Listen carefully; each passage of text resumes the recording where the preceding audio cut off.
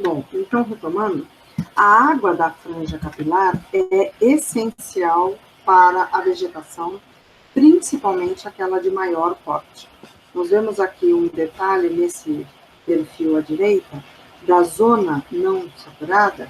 Nós vemos lá que existe uma região mais superficial, que é chamada de umidade, zona de umidade do solo, onde há água subterrânea em alguns poros e que atende às necessidades de uma vegetação de menor porte. Depois temos uma zona intermediária, e aí a franja capilar aqui, logo acima da zona saturada, e foi feito um detalhe aqui nesse desenho à esquerda. A franja, a água subterrânea que está na franja capilar atende às necessidades de uma vegetação de maior porte que tem raízes mais profundas. A profundidade desse nível d'água da franja capilar pode atingir alguns metros.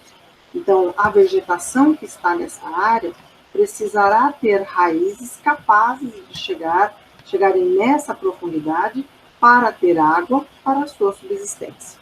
Então, se há uma determinada região que receberá uma vegetação a ser cultivada, a ser plantada, área de reflorestamento, coisas do gênero, a vegetação escolhida precisará ter raízes com porte suficiente para atingir a franja capilar. Então, essa vegetação, ela não se abastece da água, da umidade do solo, ela precisa de água com maior quantidade. E, portanto, ela se aproxima da zona saturada. Então, a profundidade do nível d'água é uma medida feita por várias áreas de conhecimento, por exemplo, engenharia florestal, engenharia agronômica, que se preocupam com isso, porque não adianta escolher uma vegetação para uma determinada região e essa vegetação não atingir a profundidade da franja capilar, que está logo acima do nível d'água. No nosso caso, estamos preocupados com a zona saturada. E aí, essa figura e as seguintes mostram como ela se distribui em profundidade. Então, quando ela ocorre em profundidade. Então, nós vemos aqui um exemplo de uma região com material, aqui cascalho, essas lentes de cascalho, esses níveis irregulares, espessura irregular, mas contínuos, aqui com espessura variada, formados por cascalho, e outros níveis intercalados por material de granulação inferior. Poderia ser solo, sedimento ou rocha sedimentar.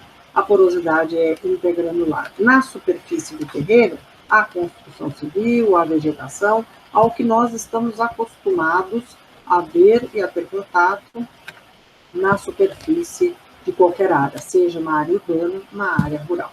E aí nós temos, então, a partir da pluviosidade anual, uma parte da água maior fluirá para os canais dos rios da região e uma parte menor da pluviosidade infiltrará em profundidades, circulando de poro a poro, criando, então, uma zona saturada em água subterrânea e uma zona não saturada.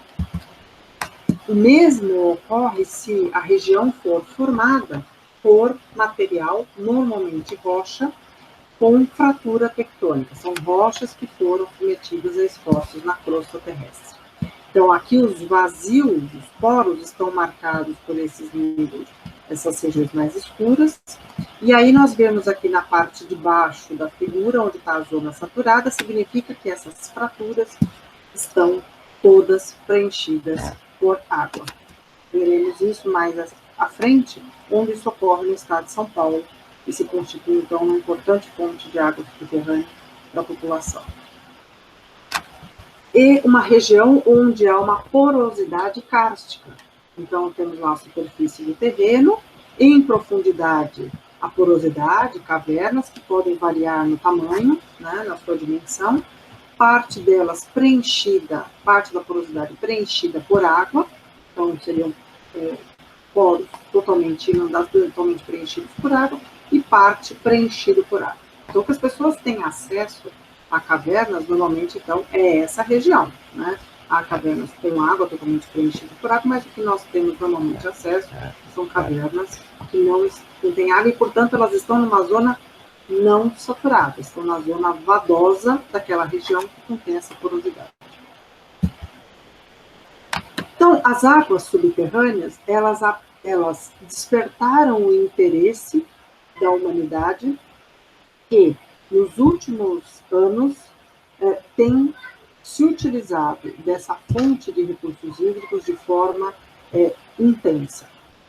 Então, as águas subterrâneas, elas têm sido buscadas em várias situações, basicamente porque elas são importantes, porque elas constituem o maior reservatório de água doce no estado líquido na Terra.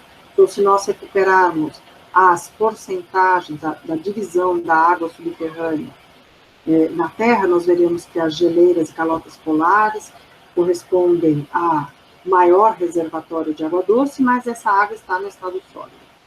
A água subterrânea, a água que está nos rios e lagos e a água que está nos outros reservatórios, 0,9%, desses três, a água subterrânea é o maior reservatório da água doce no estado líquido.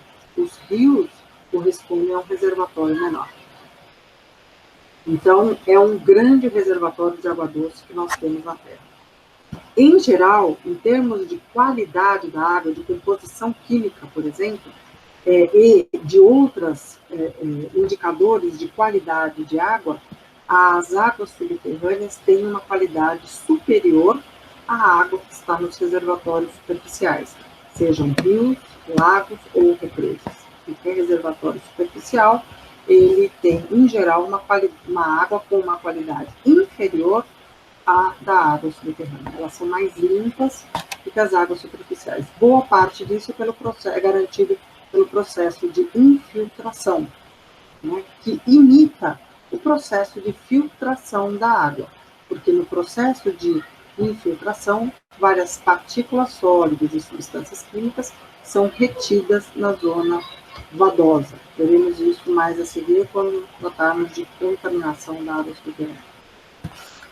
A água subterrânea, então, ela tornou-se ao longo dos anos a principal fonte de água nas áreas onde a água superficial ela não está prontamente disponível. Ela pode não estar nessa situação porque ela está distante de onde ocorre a demanda, ou ela existe nas proximidades da demanda, mas em uma quantidade ou qualidade insuficientes ou imprópria para o uso para aquela demanda. Então, a seguir, há alguns mapas que mostram a importância da água subterrânea no estado de São Paulo para abastecimento público. Então, aqui nós temos um mapa do estado de São Paulo. Essas linhas que estão aqui claras são as unidades de gerenciamento de recursos hídricos. Então, não são divisões verdadeiras do terreno, são unidades que foram estabelecidas para facilitar a gestão dos recursos hídricos. Dentro de cada uma dessas unidades de gerenciamento há vários municípios. Esse mapa, feito em 1997, ele ressalta aqui a porcentagem do uso de água subterrânea para abastecimento público. E nós vemos nesse tom de azul mais escuro, onde ele está, significa que aquela área usa água subterrânea para sustentar 100% do abastecimento público. Então, nós vemos aqui, independente disso, nós vemos aqui que há uma clara divisão no estado de São Paulo.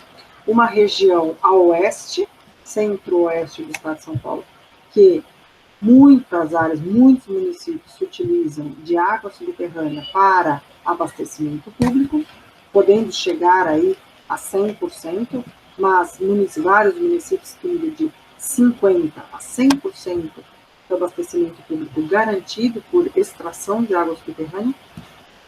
E vemos na área centro-leste que a maior parte dos municípios se utiliza de água superficial para garantir o abastecimento público. Poucos são os municípios, as áreas que usam a água subterrânea para garantir abastecimento público. Então, essa divisão no estado de São Paulo, em termos de quais municípios podem utilizar água subterrânea em larga escala, é determinada pelas características geológicas, do tipo de material, do tipo de porosidade que está presente em cada uma dessas áreas, veremos logo mais. Então, aqui é o mesmo tipo de mapa, esse daqui já é de 2004, mostra também as mesmas unidades de gerenciamento, gestão de recursos hídricos. Cada uma delas tem um nome, então esses números e esses nomes são das unidades de gerenciamento de recursos hídricos que está aqui embaixo colocado, né, o nome. Nós vemos que várias delas, da porção centro-oeste, nós temos uma boa parte, aqui nessa figura era dada por mapa, por município, esse mapa, e aqui nós temos pela unidade de gerenciamento de recursos hídricos, que ressalta o seguinte: apesar da gestão de recursos hídricos ela ter sido estabelecida essencialmente para a água superficial em bacias hidrográficas, o uso da água subterrânea se tornou uma realidade tão contundente que a gestão dos recursos hídricos precisou abarcar essa água subterrânea. Tá? Então, nós vemos aí, na porção praticamente central do estado de São Paulo, ao longo do Rio Tietê, o Rio Tietê é esse daqui, né? Após o Rio Tietê aqui no Rio Paraná, ao longo do Rio Tietê, áreas de gestão de recursos hídricos e, portanto, de municípios que se utilizam intensamente de água subterrânea para abastecimento público, mesmo estando às margens de um rio de grande porte, como é o Rio Tietê. Já na porção centro-leste do estado de São Paulo, e desde o litoral aí até aqui a região central do estado, nós vemos que a água subterrânea tem uma participação bem reduzida no abastecimento público. Né? Isso é derivado, então, dos condicionantes geológicos dessa região. Mesmo tipo de mapa, só que mais recente, de 2015, se não me engano. Então, um trabalho feito sobre águas subterrâneas do estado de São Paulo, diretrizes de utilização e proteção. Então, nós vemos aí, de novo, unidades de gerenciamento de recursos hídricos, são essas linhas em branco, divisão em subbacias, né? Subbacias hidrográficas, a demanda por subbacia de água subterrânea em amarelo e superficial em azul. E aí nós vemos novamente, porção centro-oeste do estado de São Paulo, tem uma grande demanda por água subterrânea e tem essa água subterrânea para ser extraída, e a porção centro-leste do estado de São Paulo, uma demanda bem menor, basicamente porque não tem grande quantidade de água subterrânea em profundidade, em função das suas características geológicas. Então, nós temos lá que dos 643 municípios do estado, 52% utilizam exclusivamente água subterrânea em seu abastecimento público, 19% utilizam um sistema misto, ou seja, parte água subterrânea e parte água superficial, seja de rio ou de reservatório, represas, né? E o restante, 29%, utilizam exclusivamente água superficial. Basicamente, porque não tem água subterrânea em quantidade e profundidade. Então, esse slide, ele sintetiza um pouco isso, né? Aqui pegando já de uma outra fonte de dados, esse daqui, se não me engano, é do DAEE, Departamento de Água e Energia Elétrica. Aqui pegando um dado da CETESB, né, mostrando que 80% dos municípios são total ou parcialmente abastecidos por água subterrânea, atende uma população enorme, 5 milhões de habitantes, pelo menos, tá? E que esse uso de água subterrânea tende a aumentar no estado, como é grande a demanda por captação privada para hotéis, condomínios, hospitais, indústrias, escolas, qualquer empreendimento tenta obter água subterrânea, se for possível, e não depender do abastecimento público garantido por água superficial.